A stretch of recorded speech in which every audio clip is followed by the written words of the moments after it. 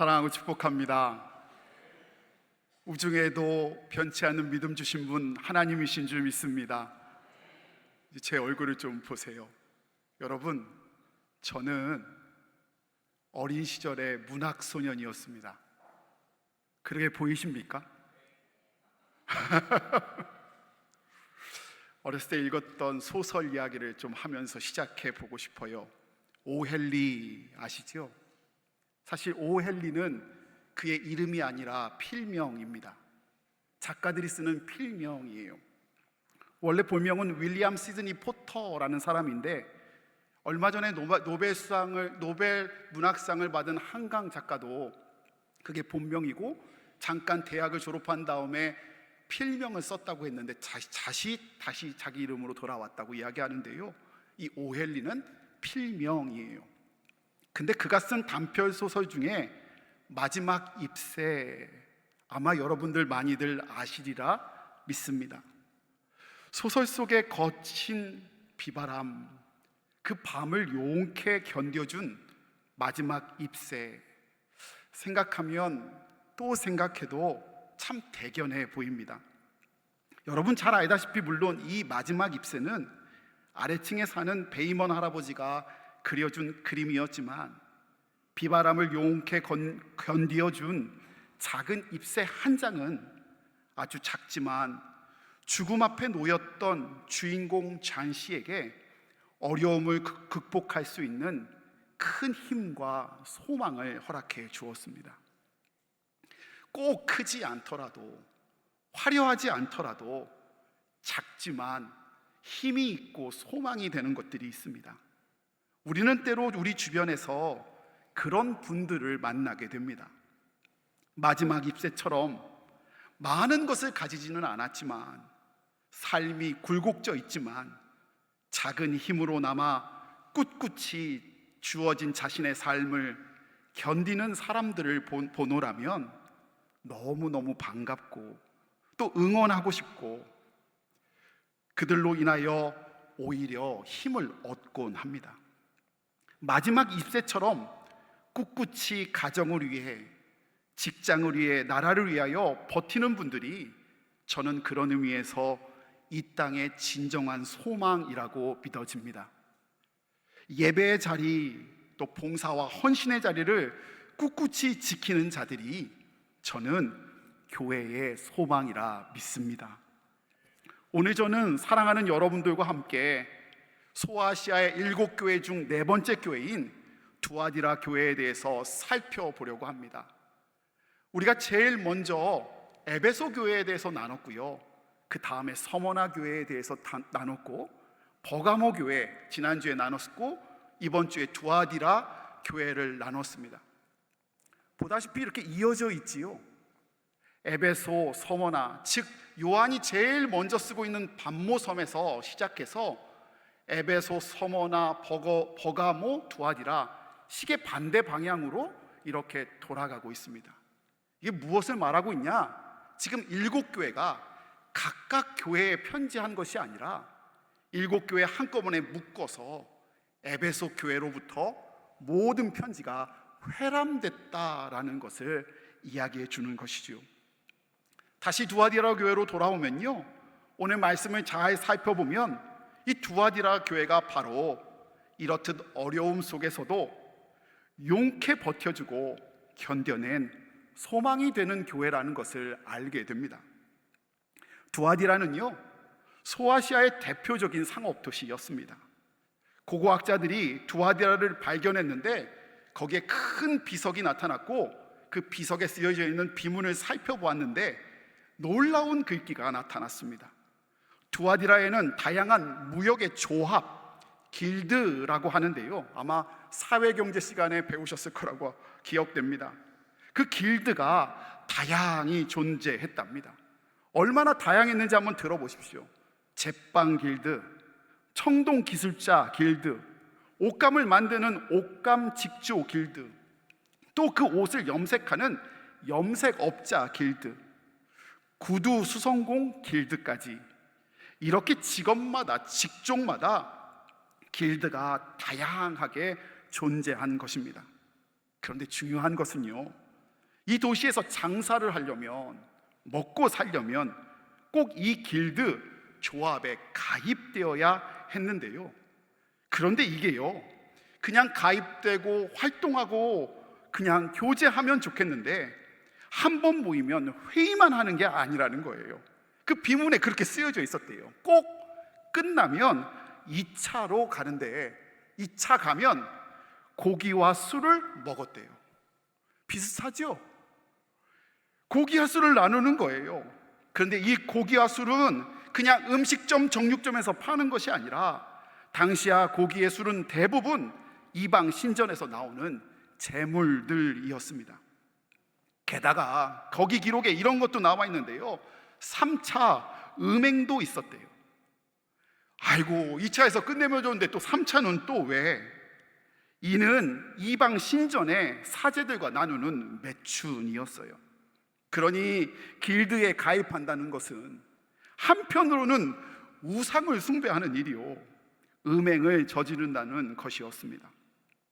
예수님 한 분만으로 구주로 고백하는 두아디라 성도들에게는 그러니 2차, 3차가는 이 길드에 가입할 수가 없었고, 당연히 경제적으로 많은 제약이 있었음에 분명했습니다.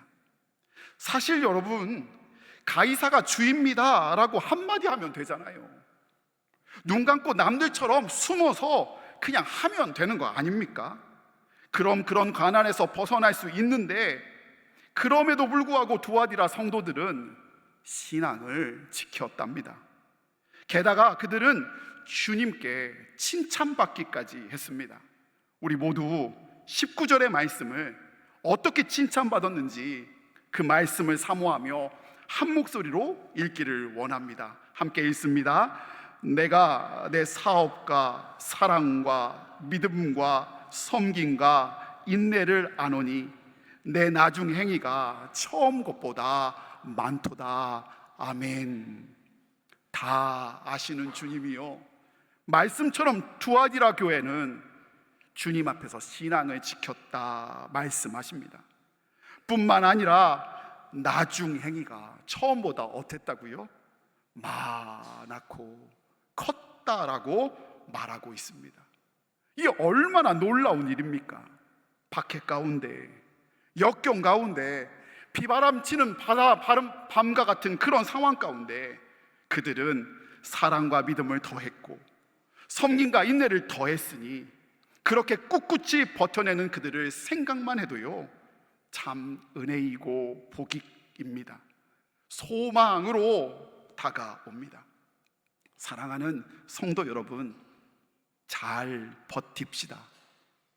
사랑하는 성도 여러분, 잘 견딥시다. 주님이 우리 교회를요, 그리고 우리 성도님들을요, 저는 이 땅에 소망되게 해 주실 줄 믿습니다. 우리 제주중앙교회를 제주에 소망되게 해 주실 줄 믿습니다. 야고보서 1장 4절은 그래서 이렇게 이야기합니다. 인내를 온전히 이루라.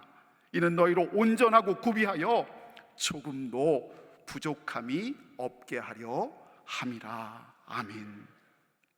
주님 안에서 견딜 때, 주님 안에서 버텨낼 때 주께서 우리로 온전하고 부족함이 없게 하신다라고 말씀하시는 이 말씀의 축복을 우리에게 허락해 주실 것을 믿습니다. 그런데요, 이렇게 복된 두아디라 교회가요, 주님께 책망받은 것이 있었습니다.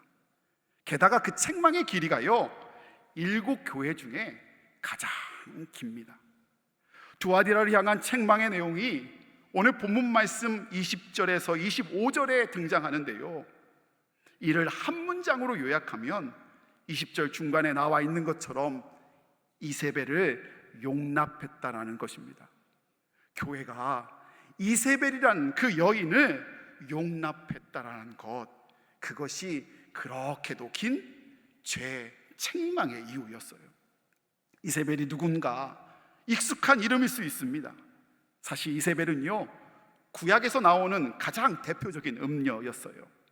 이스라엘 역사 중 가장 악한 왕인 아합이 그의 아내로 인하여 열왕기상 21장 25절과 26절의 말씀처럼 그가 충동함으로 인하여 악을 같이 저질렀다라고 말하고 있고요, 21절의 내용을 자세히 살펴보면 바알과 아세라 신상을 주님의 성전 안에 바로 이 이세벨이란 여인이 세워두었습니다.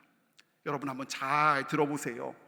여러분, 하나님의 성전을 무너뜨린 다음에요, 그 대신에 바알과 아세라 신상을 세운 것 아니라니까요. 하나님의 신전을 그대로 놔뒀어요. 그리고 그쪽 한쪽에 성전 안에 바알과 아세라 신상을 같이 세워놓은 거예요. 이게 무슨 말인지 이해되세요? 제가 바꿔서 이해 쉽게 얘기해 드릴게요. 이러는 거예요. 누가 하나님 믿지 말라더냐? 믿어. 단 이것도 믿어봐. 지금 이 얘기하고 있는 거예요. 두아디라 교회 안에 이세벨, 저는 이 이름이 실제 이름이기보다는 아마 가칭이라고 여겨져요. 아마도 교회 안에서 가르침을 하고 있는데 이렇게 말하는 거예요. 예수님 믿어. 근데 때론 돈 벌기 위해서는 2차도 괜찮고 3차도 괜찮아 라고 말하는 사람이 있었다는 거예요. 다시 20절로 돌아가 볼까요? 이세벨 이름 앞에요, 뭐라고 쓰여져 있냐면 여자라는 수식어가 붙어 있어요. 이 단어는 헬라어로 귀네라는 단어인데요, 여성을 강조하는 말이 아니에요. 어떤 뜻이 있냐? 귀부인, 유력자, 영향력 있는 부인이란 의미를 갖고 있어서 아마 여성을 강조하기보다는 지체 높음을 더 강조하는 호칭인 거예요. 아마 저에게 다시 번역하라고 하면 저는 이렇게 번역할 것 같아요. 사모님. 화가 와닿지 않아요?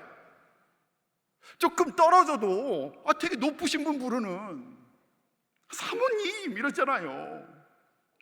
무슨 말인가요? 이세벨이 어떤 사람이냐? 교회에서 또 세상에서 영향력이 있어서 힘이 있어서 무시 못할 사람이 바로 이세벨이었다는 거예요. 여러분, 무시 못할 사람이 이세벨이었다고요. 교회 안에 유력자, 영향력 있는 이세벨은요, 지금 우리 교회로 말하면 저를 포함한 교역자들이고요, 그리고 장로님, 권사님 같은 임원들일 거예요. 그런데 그런 그들이 자칭 선지자라고 말하면서 교회 안에서 교육하고 교제하고 속해 나누며 이렇게 말하는 거예요. 믿어. 그런데 가끔 행음해도 돼. 모여 예배 드려. 그리고 한잔해 하는 거예요. 우상의 즙을 먹어도 되고 음행해도 된다고 그렇게 복음 아닌 말씀으로 성도를 미혹하고 있는 거예요. 자기 생각 이야기하며, 자기 경험 이야기하며, 자기 감정 이야기하며 성도를, 오로지 굳건히 잘 지키고 있는 성도들을, 교회를 흔들어 놓는데 두아디라 교회가 그런 이세벨을 용납했다는 거예요. 저는 거꾸로 말해 용납할 수밖에 없었다고 믿어져요. 사랑하는 여러분, 제가 두아디라 교회를 통해서 깨닫게 되는 것이 있어요. 첫 번째 무엇이냐? 교회가 박해 때문에 깨어지는 것이 아니구나. 오히려 자칭 교회의 지도자라는 사람들이, 그래서 선한 영향력을 끼쳐야 하는 자들이요, 복음 아닌 말로, 살리는 하나님의 말씀 말고 자기의 경험으로, 자기의 생각의 말로 성도를 흔들어 놓고, 성도를 넘어뜨리고 교회를 흔들어 놓고 그게 깨어지는 것이구나라는 것을 알게 됩니다. 여러분, 저와 여러분의 입술에 하나님의 복음의 말씀, 생명의 말씀만 있어지시기를 간절히 소원합니다. 이게 오늘 우리에게 주신 말씀이에요. 오늘도 바자회를 한대요. 여러분, 퀴즈 드릴게요. 오늘 꼭 바자회가 아니어도 앞으로 교회에서 밥하면 이거 제가 좀 명심하셨으면 좋겠어요. 교회 국이 짜요. 가끔 그럴 수 있잖아요.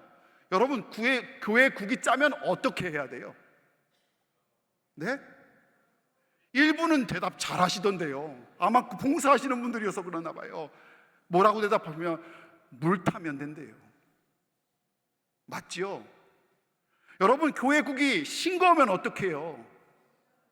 맞아요. 잘 하시네요. 소금 넣으면 돼요. 근데 어떻게 하는 분들이 계세요? 내 감정으로 이거 못 먹겠다, 이거 이렇게 교회에서 이렇게 나눠주면 안 돼, 그러면서 봉사하는 사람 정죄하고 넘어뜨리고 흔들어 놓는 것, 그 마음이 이세벨의 마음이라고요. 여러분, 교회에 봉사하는 분들이요, 프로 아니에요. 여러분, 방송시에서 봉사하시는 분들요, 프로 아니에요. 가끔 자막이 늦게 나가기도 하고요, 제 설교랑 안 맞을 때도 있고요, 이 음성이 잘 안 들릴 때도 있어요. 그럼 누가 제일 마음이 힘들겠어요? 저 아닐까요? 근데 전 단 한마디도 안 해요. 왠지 아세요? 그럼에도 저 자리를 지켜주시는 분이 너무 감사해서 그래요. 그리고 그렇게 기도해주면 더 잘 할 거죠? 믿기 때문이에요. 근데 득달같이 쫓아가요. 내가 얘기해야 된대요. 내가 장로니까 말해야 된대요. 여러분, 주차장에서 차 빼가는데요, 주차 봉사하시는 비 맞으면서 주차 안내하시는데요, 5분 기다리면 큰일 납니까? 5분 기다리면 정말 난리가 납니까? 그럴 수도 있죠. 근데 그분들 돈 받고 하시는 분 아니에요. 그분들도 헌금 내면서 신앙생활 하시는 분들이에요. 근데 거기다가 욕을 왜 해요? 우리 교회 말고 남의 교회예요. 이렇게 흔들어 놓는 말, 그게 교회와 성도를 흔들어 놓는 일이라고요. 힘든 자기의 일을 견뎌내요, 여러분도 저도. 그런데 그 말에 넘어진다고요. 사랑하는 여러분, 여러분 입술에 복음, 주님의 말, 살리는 말, 그 말씀이 충만하시기를 원합니다.